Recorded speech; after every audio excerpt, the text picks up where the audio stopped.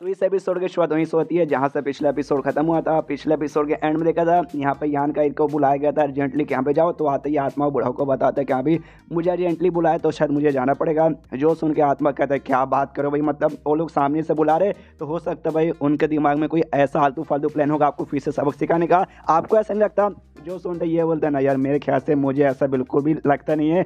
वो भाई सामने से उन्होंने भाई मुझसे मतलब हाथ मिलाए ताकि भाई मैं उनके साथ मिलके ये जो ईविल एश के ग्रुप जो ईविल किंग्स और जो डेमन लॉर्ड है ना उनको सबक सिखाने के लिए, तो मेरे ख्याल से भाई आलतू फालतू कोई सा भी काम करने वाला नहीं है। जो सुनते आत्मा कहता है लेकिन तो भी आपको यहाँ पे थोड़ा सा संभल के रहना पड़ेगा। ये जो भी 8 फैमिली है ना भाई आपने उनके एकदम बैंड बजा के रख दिए, सामने से एकदम भाई कुत्ते जैसा ट्रीट आपको कर दिया, मतलब सामने से उसने भी बुरा बर्ताव किया तब जाके आपने ऐसा किया। और अब आप उनको भाई गुलाम बना के रखे हो तो सामने सुन के आपको जलेगी। आपकी फैमिली यहाँ पे कुछ नहीं करेंगे कि भाई जो बाकी 7 फैमिली है वो लोग यहाँ पे कुछ कर सकते हैं। इसलिए मैं कहता हूँ भाई थोड़ा संभल कर रहिए। यहाँ पे बुढ़ाओ भी कहता है या ही इज राइट भाई, he is always fucking right, तुम्हें ध्यान रखना चाहिए।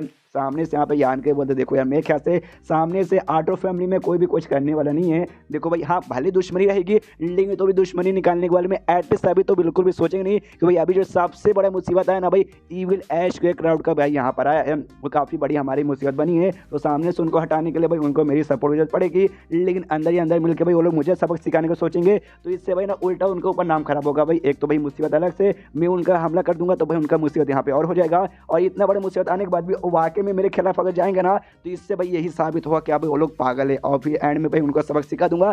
तो इसलिए भाई उसके बारे में टेंशन लेने की यहाँ पे कोई ज़रूरत वगैरह नहीं है। जो सुनते आत्मा कहता है ओके ठीक है भाई मैं आपके साथ यहाँ पे आऊँगा। जो सुनते ये कहता है ओके ठीक है।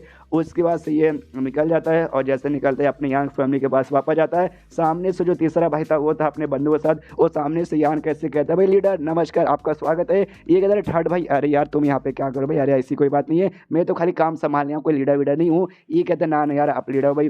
सामने से यहाँ पे हमारे गेट अंकल नहीं, यानी वो लीडर नहीं बेसिकली जो अभी करेंटली लीडर थे यान कैसे पहले कि अभी उन्होंने यहाँ पे भेजा है। सामने से कहते यार लीडर लीडर बार बार ऐसा मत बोल। वो कहते यार चलिए चलिए अंदर चलिए। तो अंदर यहाँ पे जाता है, अंदर जैसे जाता है सामने से भाई पुराने लीडर अंकल जिसको बोलता है मिल जाते हैं। कहते भाई अंकल, सामने से उसका अंकल भी कहता है हाँ हाँ लीडर लीडर आ जाओ। लेकिन उसके जो बाप को आत्मा ना उसको यहाँ पे रोक दिया जाता है कि हाँ भाई तुम लोग यहाँ पे नहीं जा सकते। जो सामने से भाई यहाँ पे जो लीडर्स लगे ना भाई लीडर्स को जाना अलाउ है। जो हाँ भाई पुराने लीडर वो जा रहे और जो करंटली लीडर बने वो जा रहे, आप लोग नहीं जा सकते, आई एम सॉरी। सामने से यहाँ पे आत्मा बोलते नहीं भाई जो यंग लॉर्ड है ना यान का ही मैं हमेशा उनका साथ रहता हूँ, उनका पर्सन ना करूँ इसलिए भाई वो कहीं भी जाएंगे मैं तो आऊँगा। सामने से यहाँ पे यान का ही मना करता है कि ना भाई यान का मतलब आत्मा ना यहीं पर रुक। सामने से जो पुराना लीडर था वो भी कहते यार तुम्हें किस बात का टेंशन, तुम्हें ऐसा लगता है भाई हम अपने लीडर को यहाँ पे नुकसान पहुँचाएंगे।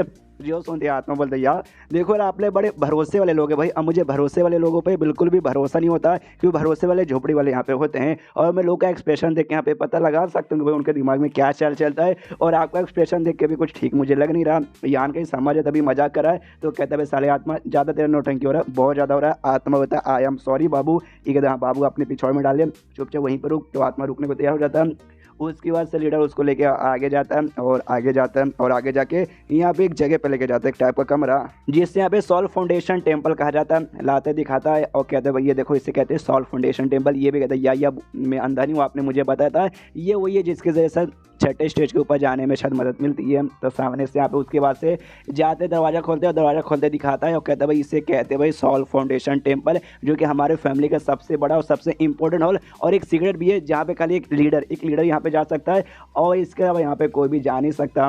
सामने से यहाँ पे यान का ही आता हूँ कहता भी लेकिन एक सेकंड भाई मैं टेम्प्रेरी यहाँ पर लीडर बन रहा हूँ, परमानेंट लीडर यहाँ पे मैं बिल्कुल भी नहीं हूँ। वाकई में तो भाई मुझे इसका यूज़ कर देना सामने से ठीक रहेगा। जो सुन देगा तो भाई टेम्प्रेरी हो या परमानेंट हो लीडर यहाँ पे होता है। तो अभी तुम सामने से भाई तुम्हें वो सारे ट्रीटमेंट मिलने वाला है जो खाली यहाँ पे एक लीडर को मिलता है और इसके अलावा और किसी को नहीं मिलता। तो सारी बातें यहाँ पे साइड में रखो और जो हम लोग यहाँ पे करने आए वो चुपचाप करते हैं। उसके बाद यहाँ पे लीडर भाई अपना चक्कू उठाता है और उसके भाई अपना उंगली हल्का सा काट के उसके से खून निकाल के सामने एक बहुत बड़ा मटके जैसा था, आई डोंट नो उसको तो कुछ तो चाइनीज में बोलते, काफ़ी अजीब नाम था मुझे याद नहीं आ रहा, कुछ था। उसके ऊपर भाई अपना खून डालता है जिसके बाद से उसके अंदर से एक एनर्जी का भाई वेव निकलता है जो बेसिकली सर डिवाइन सेंस था किसी टाइप का, जिसे देख के यहाँ पे यान का बिल था वो माय गॉड डिवाइन सेंस तो काफ़ी कमाल का है। फिर यान के सामने से कहते लेकिन भाई मतलब मैं तो टेम्प्रेरी यहाँ पे लीडर बना हूँ उसके बाद से मैं तो निकल जाऊँगा, तो भाई आप मुझे अभी यूज़ करने दे रहे हो तो मेरे आगे जो परमानेंट लीडर यहाँ पे बनेगा बाई चांस पहला भाई या सेकंड भाई तो सामने से उनको तो कुछ नहीं मिलेगा।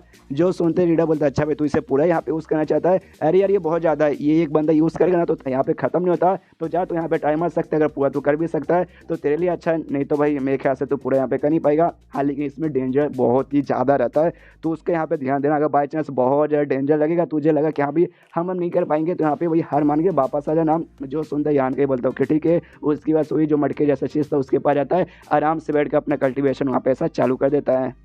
और शायद जो यांग फैमिली के अभी तक जितने भी लीडर्स हुए ना, वो लीडर्स की भाई आत्मा वगैरह वहाँ पे शायद थी। और जैसे यहाँ पे ये आन के अपना कल्टीवेशन चालू करता ना, जो भी आत्मा वगैरह उनकी थी वो सब यहाँ पे यांग के को देखते हैं और कहते हैं ओके, तो सामने से कोई और बंदा यहाँ पे यूज़ कर, यानी भाई यांग फैमिली का कोई यहाँ पर नया लीडर बन चुका है।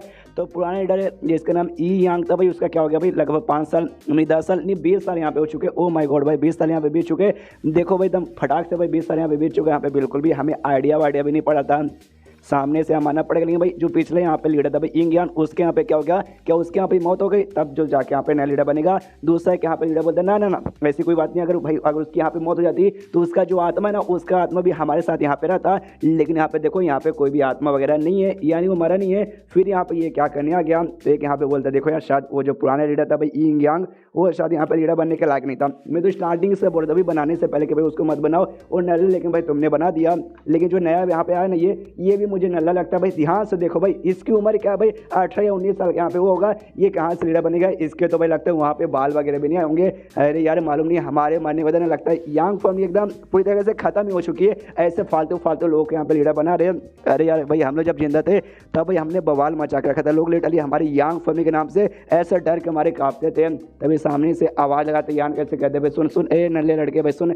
सामने से यान के सुनता लेकिन कुछ रिस्पॉन्स नहीं देता, तो फिर से लोग आपस में बातचीत करने लगते, कहते भाई ये इसने सुना लेकिन सामने से रिस्पॉन्स नहीं दिया भाई, क्या ये बहरा है, आई थिंक बहरा होगा या फिर हो सकता भाई गूंगा होगा, ये सामने से हमें बोल नहीं सकता भाई। मतलब देखो कैसा लीडर भाई, गूंगा भी बहरा भी है यार, ऐसे कैसे नल्ले लोग यहाँ पे आ गए। एक काम कर दे भाई, मार के उसे यहीं पे खत्म कर देते। सामने से कोई दूसरा लीडर आता जो उससे चलाता, कहते भाई शट अप भाई, जब से वो आया नहीं कि भाई तुमने अपना बकवास यहाँ पे चालू कर दिया करना।